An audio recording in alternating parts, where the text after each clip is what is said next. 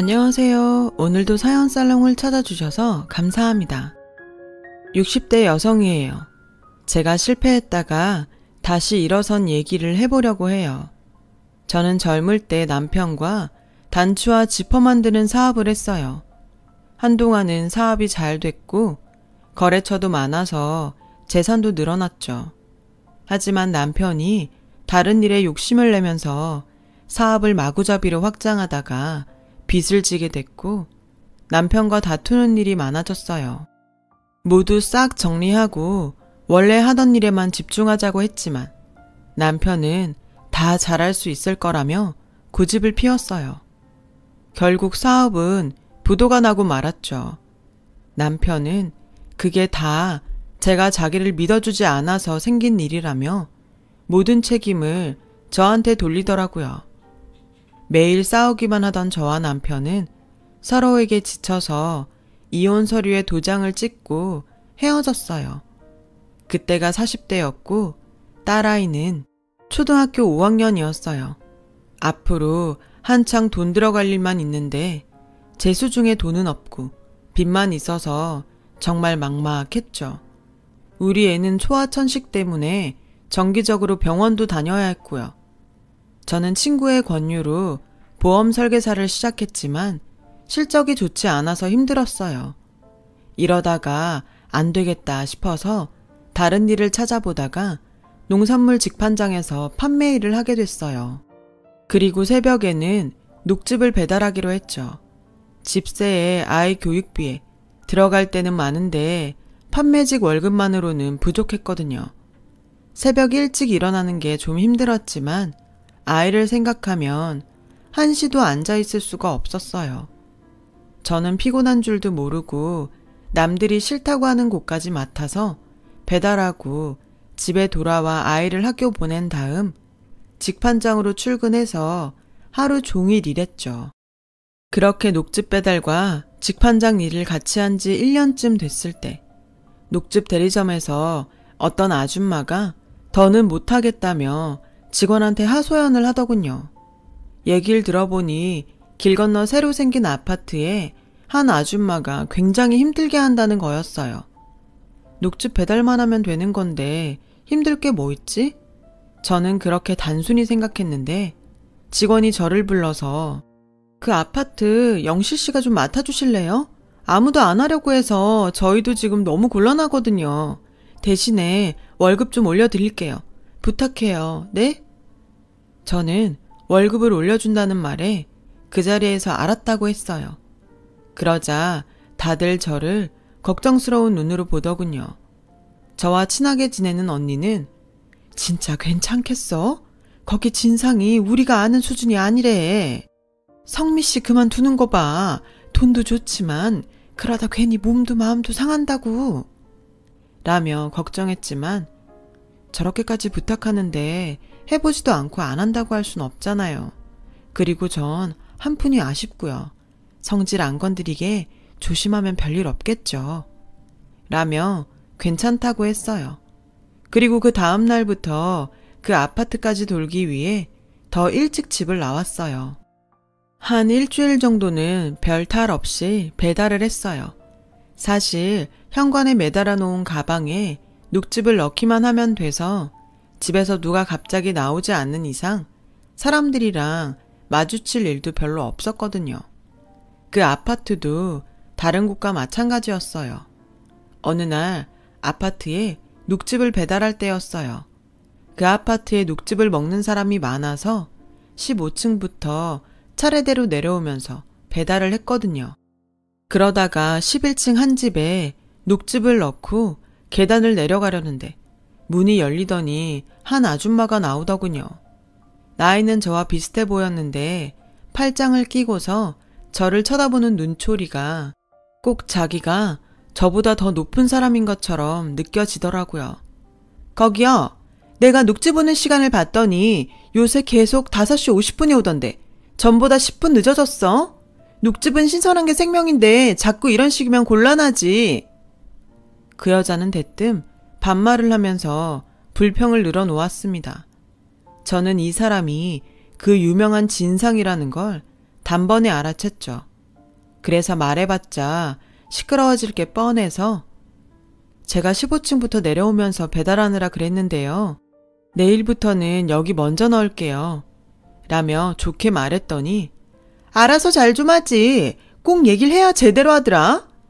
라고 하고는 녹즙을 꺼내서 문을 탕 닫고 들어가 버렸어요. 저는 기분이 나빴지만 이 정도면 견딜만 하겠다고 생각했어요. 하지만 그 여자의 잔소리는 날이 갈수록 심해졌어요. 녹즙 넣을 때 대문에 부딪혀서 소리 나지 않게 해라. 유통기한 표시가 이상한데 다시 찍은 거 아니냐. 오늘은 어제보다 1분 늦게 넣었다 등등. 제가 배달하는 시간에 일부러 지키고 서 있다가 불평을 하더라고요. 저는 그때마다 죄송하다, 주의하겠다, 일찍 오겠다라고 좋게 말하면서 넘어갔지만 매번 다른 일로 잔소리를 하니 점점 피곤해졌어요. 하지만 대리점에서는 한 명이라도 배달이 끊기면 안 된다면서 비위 좀 잘 맞춰주라면서 오히려 저를 더 밀어붙였죠. 그런데 한 번은 제가 그 집에 녹즙을 배달하고 계단을 내려가는데 그 집 여자가 문을 빼꼼 열더니 쓰레기 봉투를 내놓으며 아줌마, 내려가면서 이것 좀 버리고 가. 라는 거였어요. 죄송하지만 제가 배달 때문에 그걸 들고 내려갈 수가 없는데요. 그리고 그건 쓰레기인데 쓰레기 쥐었던 손으로 녹즙 배달하는 걸 알면 사람들도 기분 나쁘잖아요. 그건 사모님이 버리시는 게 좋을 것 같아요. 라고 하자 아줌마, 그거 배달하고 얼마 받아? 그 돈이 다 내가 내는 돈에서 나가는 거야. 당신 받는 돈의 일부를 녹즙 값이라고 퉁쳐서 받아먹는 거라고. 그럼 잔말 말고 해야지. 그리고 이 새벽에 쓰레기를 들고 내려가는지 다른 봉투를 들고 내려가는지 다른 사람들이 알게 뭐야. 배달 끊어버리기 전에 얼른 갖다 버리고 가. 라며 제 손에 억지로 쓰레기 봉투를 떠넘기고는 문을 닫고 들어가 버리더군요. 너무 기가 막혔지만 일단 쓰레기 봉투를 계단 구석에 놓고 얼른 녹즙을 돌린 다음에 엘리베이터를 타고 다시 올라가서 쓰레기 봉투를 갖고 내려와 버렸어요. 그러고 보니 경황이 없어 10층을 빼먹은 것 같더라고요. 다시 올라가서 녹즙을 넣어두고는 버릇이 돼서 비상계단으로 내려오는데 눈물이 펑펑 나더라고요. 저는 소리 죽여 울면서 다음 층으로 갔죠. 그런데 거기서 한 아주머니가 나오시더니 저를 부르시더라고요. 새벽부터 고생이 많으세요. 이것 좀 드셔보세요.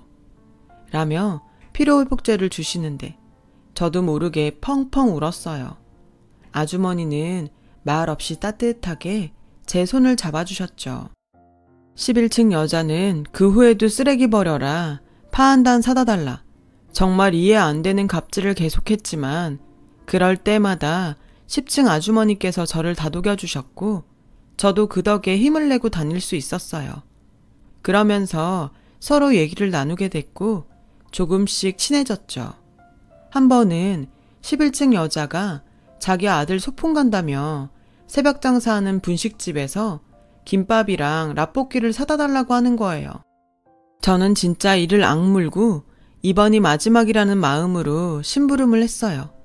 그런데 그 다음날 아파트 공동현관에서 저를 기다리던 그 여자가 자기 아들이 그거 먹고 식중독에 걸렸다며 난리를 피우는 거였어요. 우리 아들 어떡해, 우리 아들. 괜히 남이 준 거 먹여가지고 멀쩡한 애 망쳐놓고. 사모님, 진정하세요. 아이 곧 괜찮아질 거예요. 라고 하는데 갑자기 그 여자가 제 뺨을 철썩 때리더군요. 순간 정말 눈에서 불이 번쩍 하는 것 같았어요. 얼얼한 뺨을 쥐고 주변을 보니 사람들이 전부 저를 쳐다보고 있었어요. 너무 창피하고 수치스러워서 자리를 뜨려는데 아니, 해도 너무하네요. 내가 새벽에 봤는데 아줌마가 여기 배달하시는 분한테 아들 소풍 간다고 분식집에서 김밥하고 라볶이 사다 달라고 하지 않았어요? 라는 말에 보니 10층 아주머니가 계신 거였어요. 그게 이분 잘못도 아니고 솔직히 소풍 김밥은 아줌마가 싸줬어야 되는 거잖아요. 이분은 심부름한 것밖에 없는데 그렇게 뒤집어 씌우면 안 되죠. 그러자 사람들이 11층 여자에게 어떻게 그러냐며 한마디씩 했고 저는 창피하긴 했어도 억울함을 풀고 그 자리를 벗어날 수 있었어요. 10층 사모님한테 너무 감사해서 김치를 담궈 갖다 드렸죠. 일하느라 바쁠 텐데 이런 걸 다 신경 썼어요. 정말 고마워요. 잘 먹을게요. 그러면서 아주머니는 또 제 딸아이 주라며 빵이며 과자를 잔뜩 챙겨서 봉투에 담아 넣어주셨어요.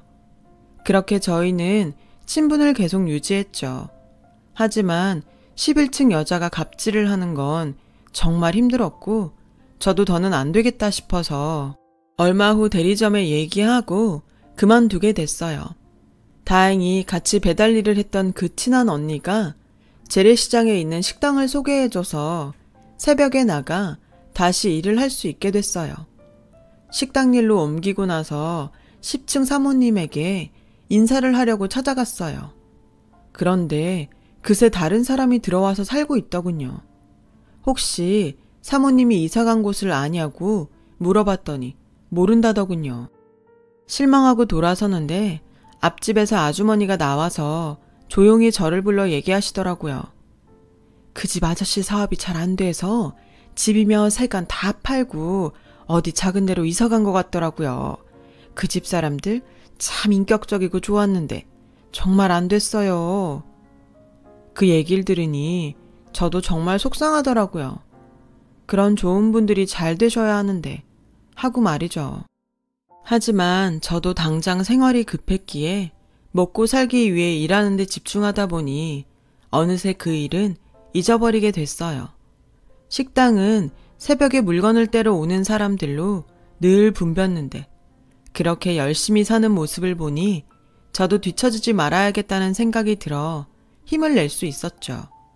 그렇게 새벽에 식당 일을 하고 몇 달 지나서였어요.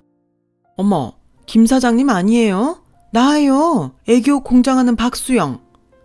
저는 놀라고 좀 부끄럽기도 했지만 웃으면서 이게 얼마만이에요. 너무 반가워요. 라고 인사를 했어요.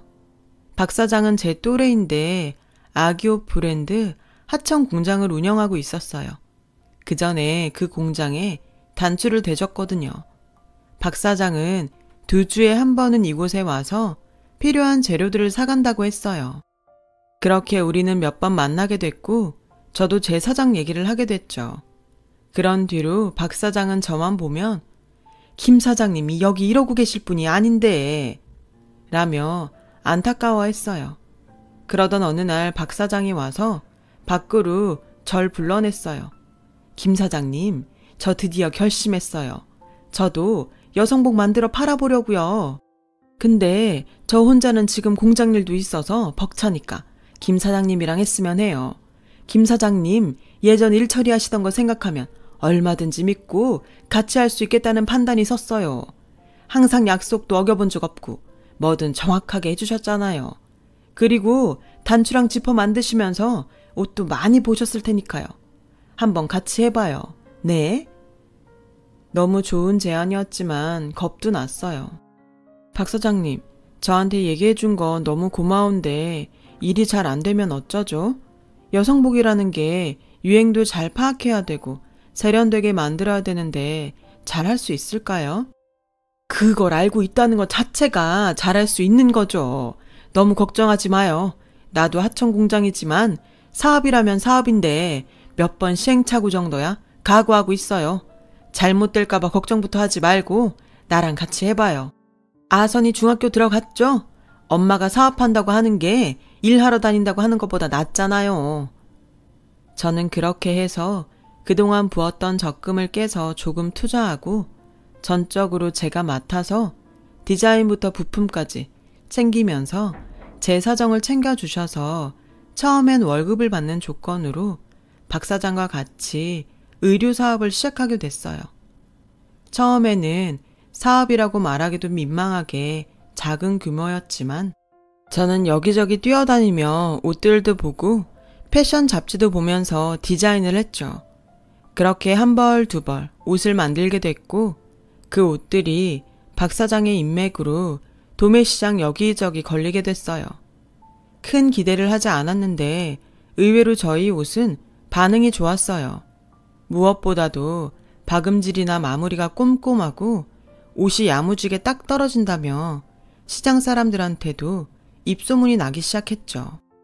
이거 봐요. 우리 줌은 3배로 늘었어요. 저는 잘 될 줄 알았다니까요. 김 사장님 안목을 믿었으니까요. 박 사장은 제 손을 잡고 좋아서 어쩔 줄 몰라 했고 저도 너무 좋아서 같이 하자고 해줘서 저한테 기회를 줘서 너무 고마워요 박 사장님. 이라며 눈물을 글썽였어요. 그동안 직판장과 배달일, 식당일로 고생했던 것들이 한꺼번에 떠올랐거든요. 박 사장은 앞으로 더 잘 될 일만 남았다면서 우는 저를 토닥여 주었죠. 저희는 얼마 안 가서 직원을 더 두고 도매시장에 직접 가게를 냈어요. 전국 소매상들이 저희 옷을 사러 왔고 트렌드를 잘 파악한 저희 옷들은 정말 날개 돋친 듯 팔려나갔어요. 그리고 박 사장의 제안으로 온라인에 쇼핑몰을 열게 됐죠. 시장에서는 쇼핑몰을 열더라도 자기들에게 옷을 따로 팔아달라고 했어요. 박 사장도 하청 공장을 정리하고 완전히 이쪽 일에 뛰어들면서 저희 사업은 더 커져갔습니다. 저는 남편이 사업 잘 된다며 이 일 저 일 벌려서 망했던 걸 떠올리면서 절대로 자만하지 말고 할 수 없는 일에 손대지 말자 결심했어요. 그렇게 해서 아이가 대학을 졸업할 때 즈음에는 저희 쇼핑몰이 옷에 여성 구두와 가방까지 만들면서 자리를 잡았어요. 사업이 안정되면서 저는 적절히 투자도 하며 돈을 굴렸죠. 한 곳에 몰빵하지 않고 분산해서 관리한 덕에 꽤 짭짤하게 부수입을 올렸어요. 그러던 어느 날 딸아이가 결혼하고 싶은 사람이 생겼다며 집에 데려오겠다고 하더군요. 벌써? 네 나이면 아직 한참 친구들이랑 놀고 직장일에 빠져있을 텐데 결혼은 너무 이르지 않아? 엄마, 난 이 오빠가 너무 좋아. 얼른 결혼하고 싶어. 한번 만나보고 생각해줘. 내가 좋아하는 사람이잖아. 저는 어릴 때 소아천식으로 고생했던 딸에게 늘 약했어요. 사춘기를 거치면서 천식 증상은 점차 사라져 지금은 완치 상태가 됐지만 그래도 항상 마음 졸이게 되고 무슨 말이든 들어줄 수밖에 없었어요. 그래서인지 딸은 저한테 애교도 많고 어리광도 잘 부렸어요. 결국 저는 딸의 말대로 남자친구를 만나기로 했어요. 안녕하세요 어머니. 아선이 남자친구 박정훈입니다. 어서와요. 반가워요.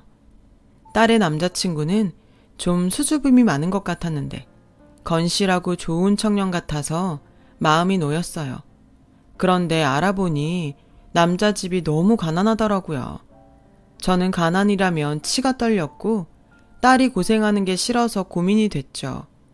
그 사이 딸은 남자 쪽 집에 인사를 갔다 왔더라고요. 언제 인사 가기로 약속했던 거야? 엄마한테 얘기 미리 좀 해주지. 저는 제 마음을 몰라주는 딸한테 조금 섭섭했어요. 엄마한테 얘기하면 선물도 신경 쓴다고 너무 거창하게 할까봐 그랬지. 내가 엄마 성격 잘 알잖아. 너무 걱정하지 마. 인사 잘 다녀왔어. 오빠 어머니 진짜 너무 좋으셔. 그래, 나도 그 사람 좋은 건 알겠는데 집이 너무 힘들잖니. 난 네가 고생할 것 같아 싫다.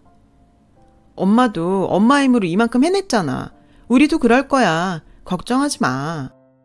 그래도 저는 결혼 승낙을 차일피일 미루다가 일단 그쪽 어머니가 만나자고 했다는 연락을 받게 됐죠.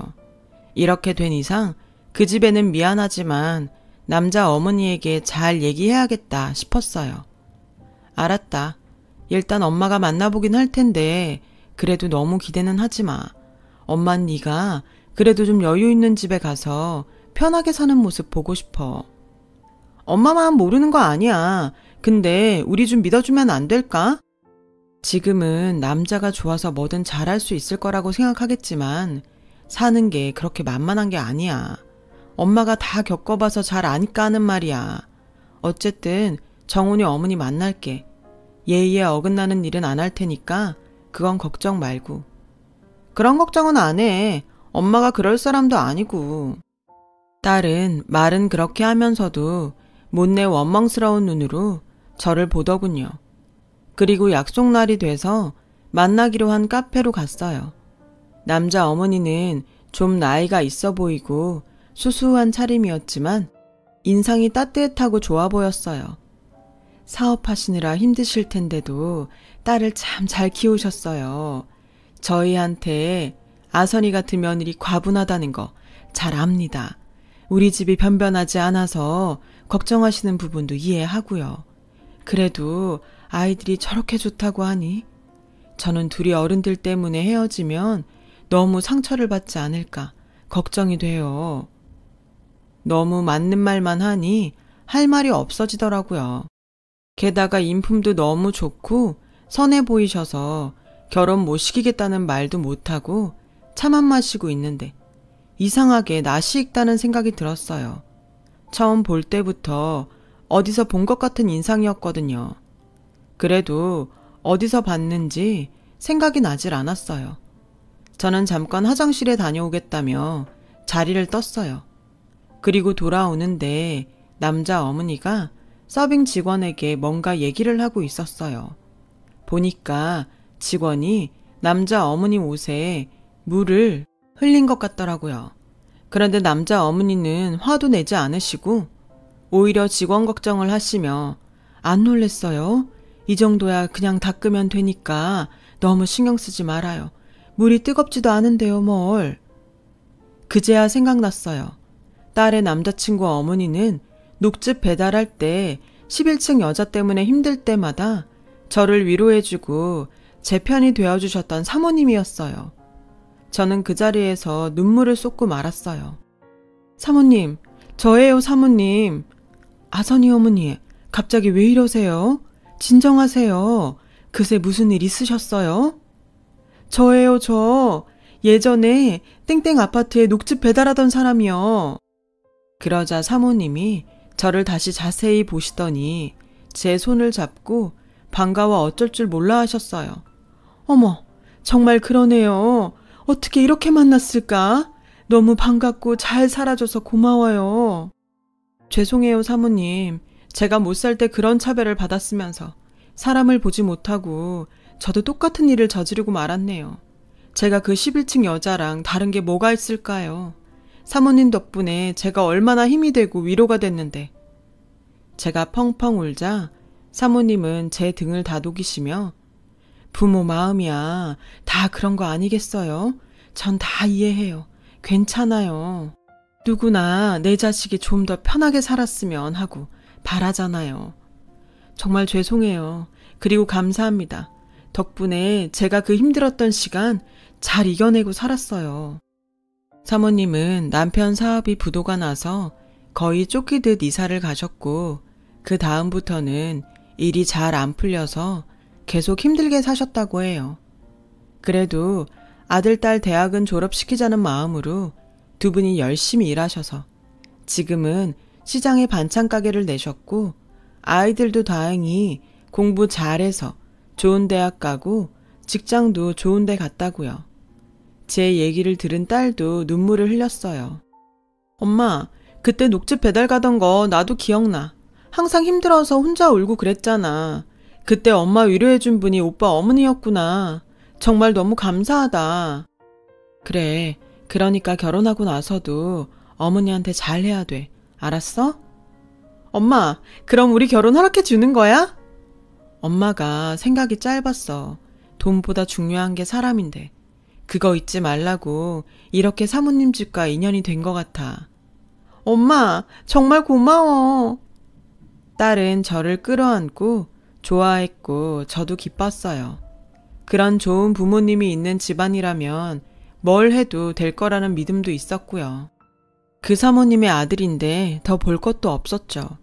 저와 사모님은 그 뒤로도 자주 만나서 아이들 결혼식 준비도 같이 하며 예전보다 더 친해졌어요.